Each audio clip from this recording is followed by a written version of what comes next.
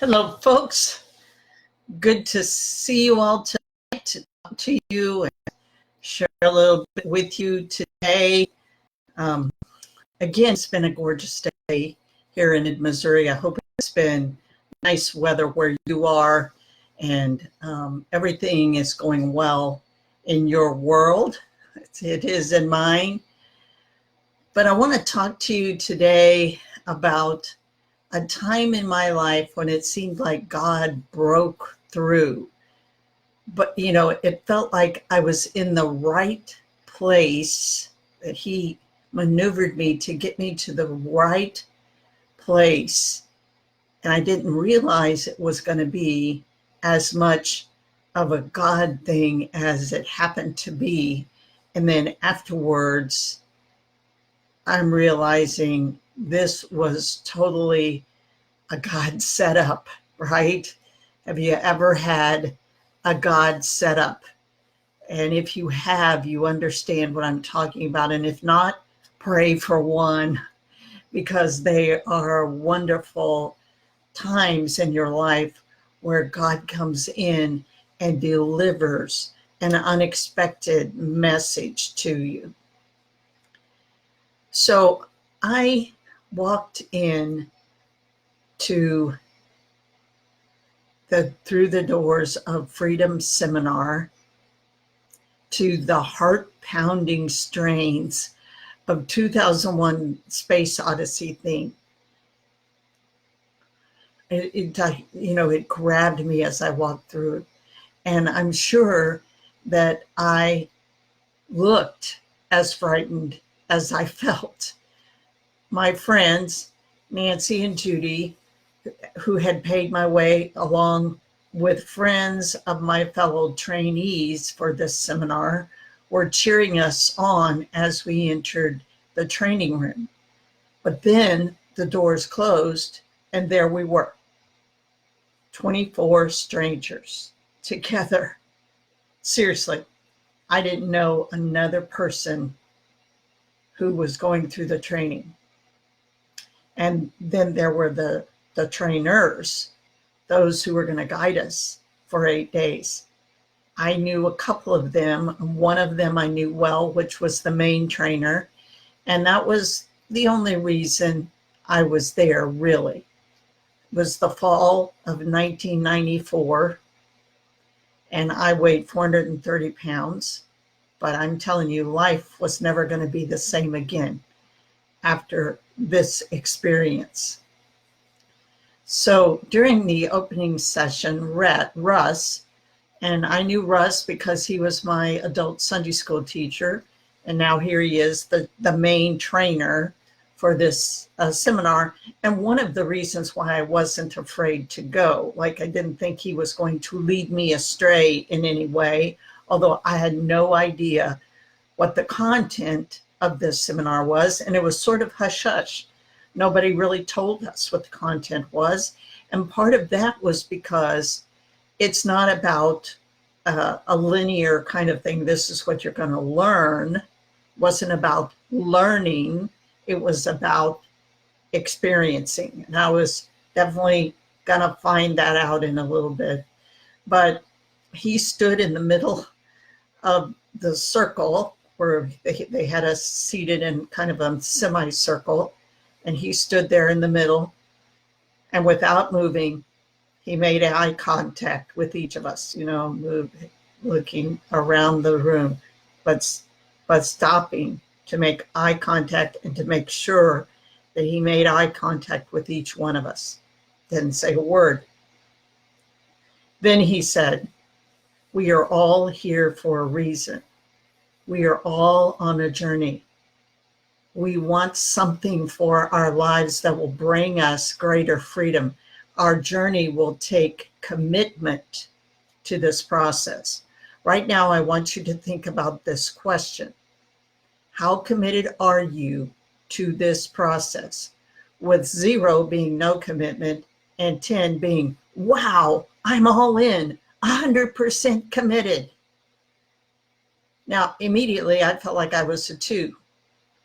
Because I was there to write a story for the regional Christian newspaper that I edited and published at that time. I was there in observation mode, hands off. I wasn't there to be a part of any process. No transformation, no change, no process. Sure, I needed to lose weight, but I didn't expect this seminar to help me do that. No one had said anything about that. But I would stay for the duration of the seminar, which was going to be 8 days over 2 different segments, because my friends had paid the fee and I felt obligated to them. But I was definitely not there for any participatory aspects. And then he said, so let's do some sharing. Stand and tell us where you are and why. Well, I stared at the floor. I mean, I'm not going to want to participate, right? But then to my surprise, people started getting up and talking. The first ones who stood were these go-getter types, they were all passion and excitement. They were all in, but they had valid reasons as to why they wanted this process to work. Then one brave woman stood and said that she was a 2 because she was skeptical that anything would help her. I thought, finally, someone like me. I greatly identified with her.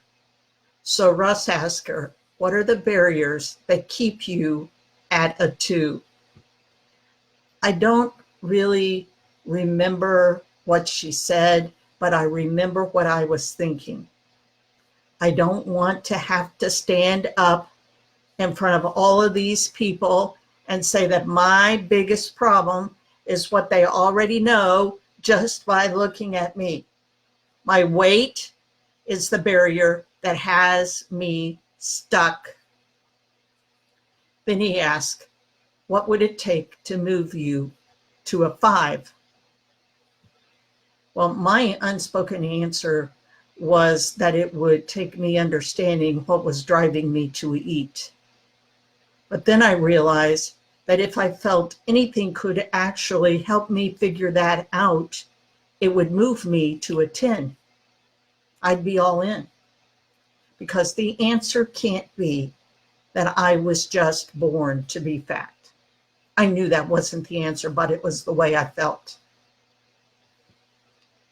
So I'm sitting there pondering this, and then, how you kind of like jolted yourself back to the present.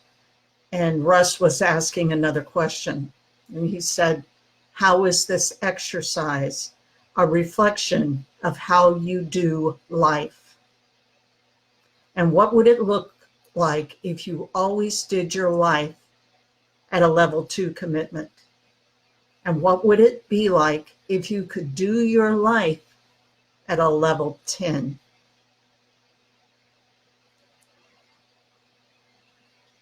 Remember me, observation mode? Yeah, well, he had my wheels turning. And I knew if I stayed at a 2, I'd be stuck for life.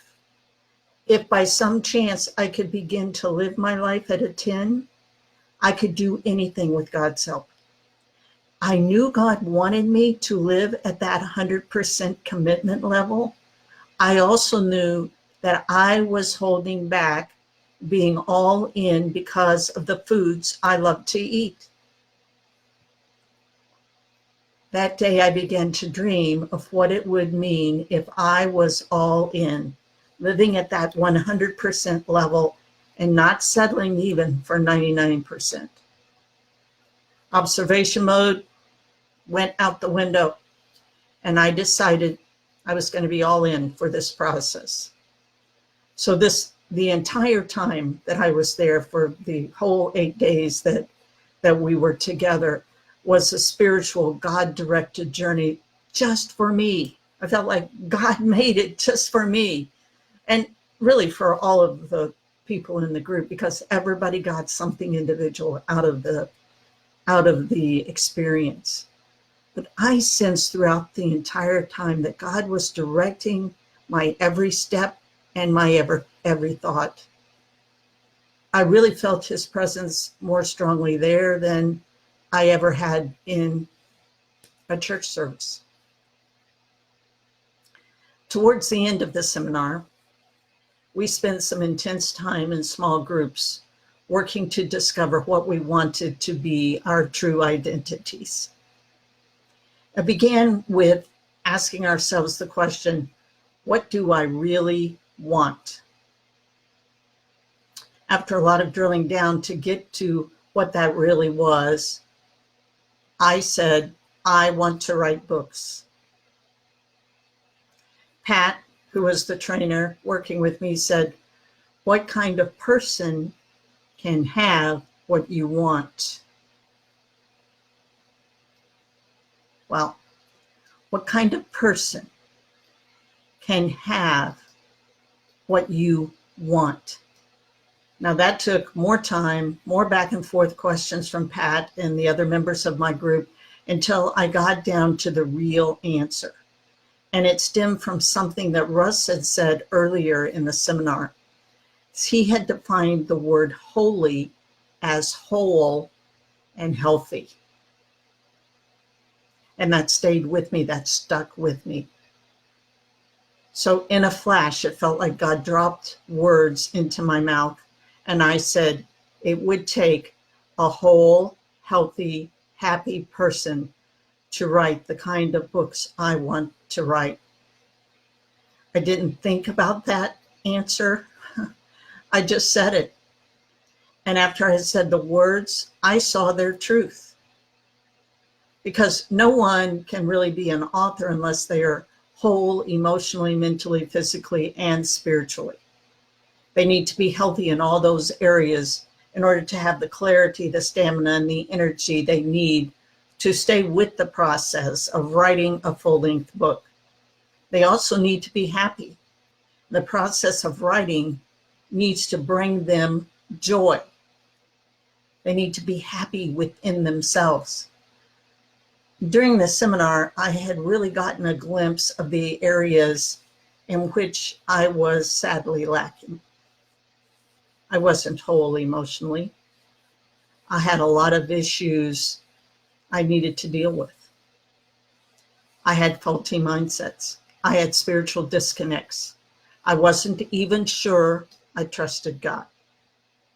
Because if I trusted God, I would probably be someone who was losing weight, because God had already told me my plan. And if you've listened to these Facebook Lives or read my blog posts in the last several days, you'll know that in 1977, he had already given me my plan. And this is 1994, and I had not followed it. I knew before I came to the seminar that I wasn't healthy. Weighing 430 pounds did not a healthy woman make.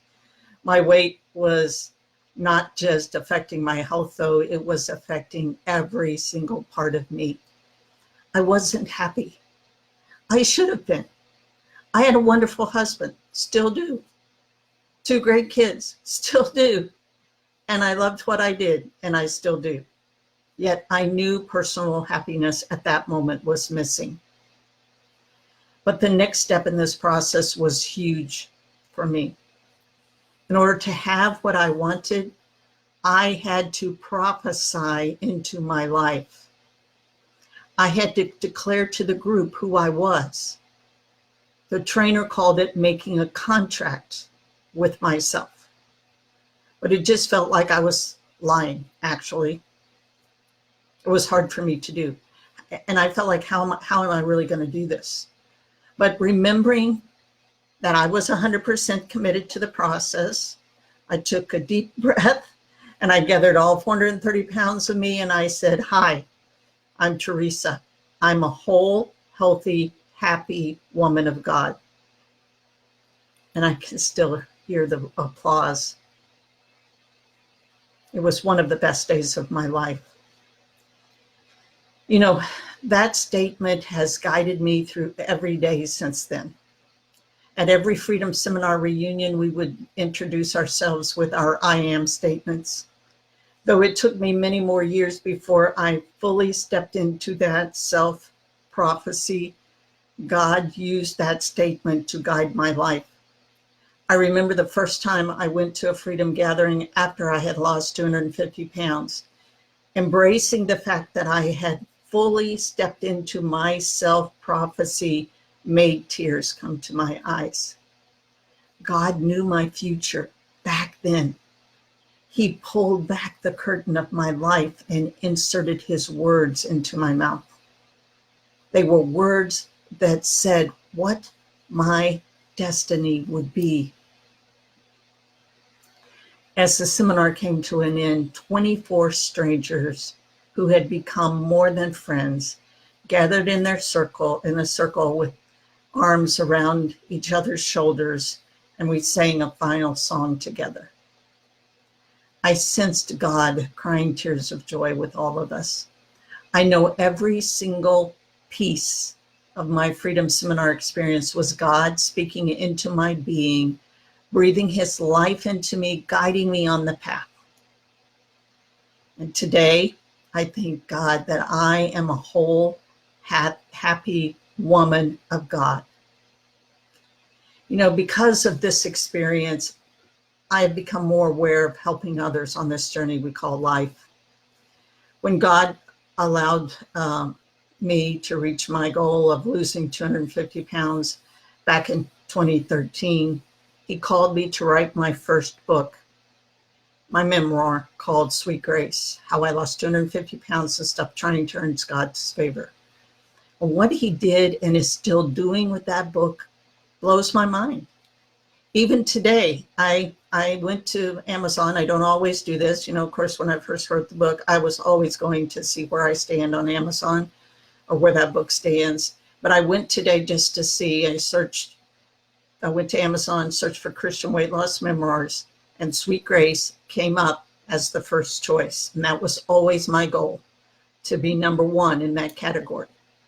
My book, Sweet Journey to Transformation, comes up as fourth. Sweet Freedom as sixth, Sweet Grace Study Guide is 11th, and Sweet Change is 12th. When he called me to write that book, I felt that if it just reached one person, it would be worth it.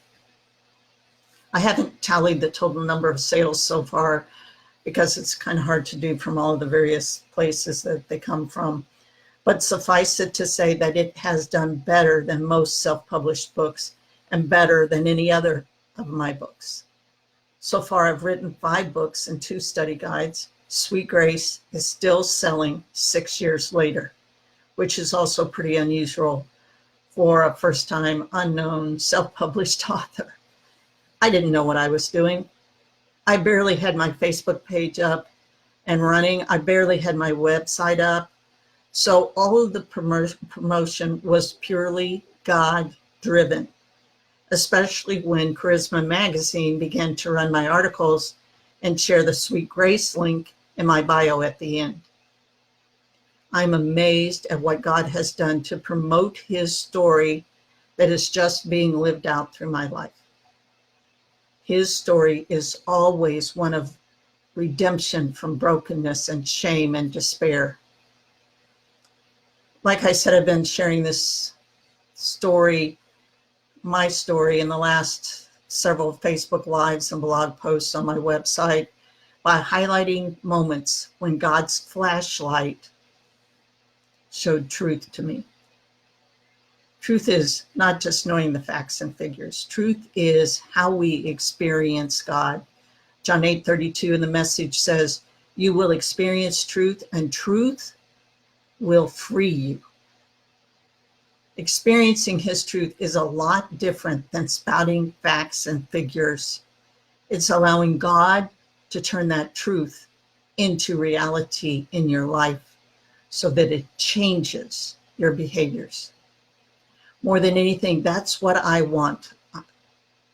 That's why I write. It's why God called me to coach people. I coach differently from most any other Christian weight loss coach I know. Yes, I use scripture, but I combine it with what we must do, how it must affect not just our behaviors for today, but how it must completely change us. You know, 2 Corinthians 5:17 says, anyone who belongs to Christ has become a new person. The old life is gone, a new life has begun. So I was saved when I was 7. Now, I not much had, I'd not done much terrible things by that time.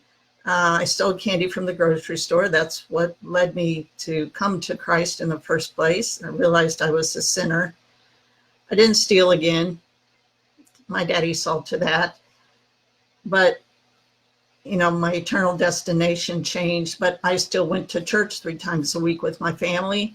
I still was taught the word of God at home. I continued to grow in Christ. I followed all the rules. I didn't drink, I didn't smoke, I didn't cuss, I didn't mess around with boys, and I certainly stayed away from sex before marriage. Well, one thing no one told me I couldn't do was the very thing I did. I ate. I used food to fill the empty places in my life instead of God. I knew all the verses, all the right words. I just hadn't really experienced that life change that 2 Corinthians 5:17 talks about. I believe if I died, I would have gone to heaven, but I had not surrendered everything to God. I kept something for myself. I kept my comfort foods. And I felt like that comfort foods would get me through any crisis, keep my emotions even keel. Sugary comfort foods would put extra pounds on my body, sure. But that just protected me from the wrong kind of men coming on to me. I felt like sugar protected me. I felt like junk food relieved my stress and overwhelm when I worked long hours, meeting a deadline as a journalist, newspaper publisher, mom, and wife. I couldn't fathom a life where I didn't rely on the foods that I loved to bring me peace and harmony, what I thought was that. But it really wasn't peaceful, weighing 430 pounds. Being super morbidly obese is no fun. The story of Freedom Seminar that I shared earlier was a God moment on my journey. It was a time when God shined his flashlight on my eating problem and said, here's the source of why you don't have what I know you are made to do. And since I can remember, I have felt that God wanted me to be an author. It really began when my mother, who was manic depressive, she had high highs and low lows. Most of the time when I was growing up, God touched her and healed her and put her on a healing journey later. That's a different story.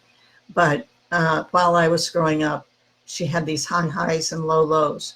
But she would go to the library and she would get stacks of books. And she would read those books all week long, and she would get lost in the story. And when she was lost in the story, she was a normal, ordinary, calm, collected, peaceful woman.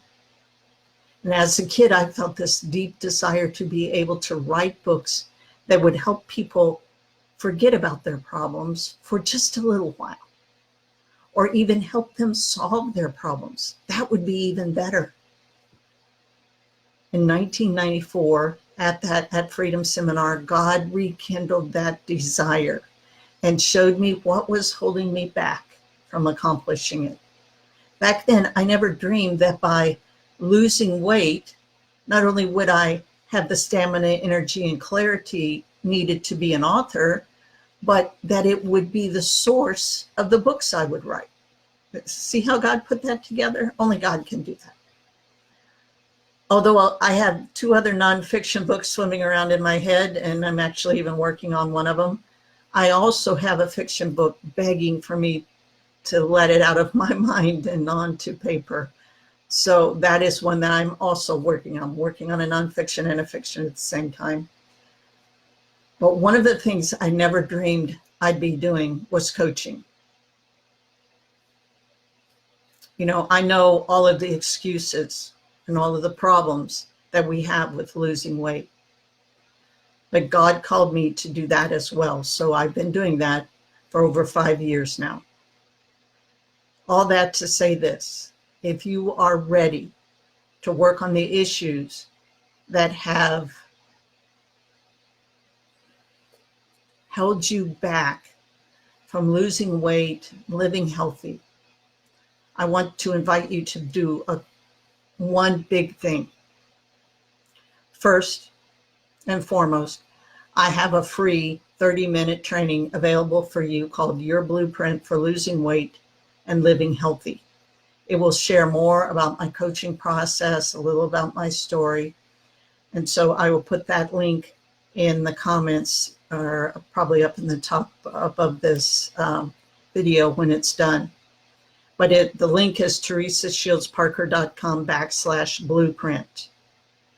The other thing is my Overcomers Christian Weight Loss Academy is open now only through September 26th. We only open about 3 times a year. This is likely the last time we will be open this year. It is also likely that when we open in 2020, that the cost will be higher. So if you're ready, really ready to join us, you can go to teresashieldsparker.com, Overcomers Christian Weight Loss Academy, and that link will also be up in the comments. So I love you guys. It was awesome sharing time with you. If you have questions, please ask. And in a bit, I will share this on as a watch party, so you can invite others to join me there as well. Sweet grace for your journey.